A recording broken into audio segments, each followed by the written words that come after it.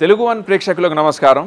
మన భారతదేశ ప్రధానమంత్రి శ్రీ నరేంద్ర మోదీ గారు ఎన్నో సందర్భాల్లో జాతిని ఉద్దేశించి మాట్లాడుతూ మన దేశ యువత గేమింగ్ వైపుకు రావాలి, గేమింగ్ రంగాన్ని లీడ్ చేయాలి అనేటటువంటి సందేశాన్ని ఇవ్వడం జరిగింది. ఈ గేమింగ్ రంగంలో లక్షల ఉద్యోగాలు ఉన్నాయి. అంతేకాదు మా back stage pass institute of gaming and technology హైదరాబాద్లో ఉన్న కాలేజ్ మాది. మా దగ్గర చదివినటువంటి అల్యూమినై పూర్వ విద్యార్థులు 2 కోట్లు, 1.5 కోటి, 25 లక్షలు, కోటి రూపాయలు, 87 లక్షలు, 56 లక్షలు, 36 లక్షలు, 26 లక్షలు ఇలాంటి ప్యాకేజెస్తో ఎక్సలెంట్ జాబ్ ఆపర్చునిటీస్ని పొందారు. ప్రపంచవ్యాప్తంగా ఉన్నటువంటి ఈ గేమింగ్ ఇండస్ట్రీ ఈరోజు $269 బిలియన్ ఉంటే 2030 నాటికల్లా $800 బిలియన్ ఇండస్ట్రీగా ఎదగబోతోంది.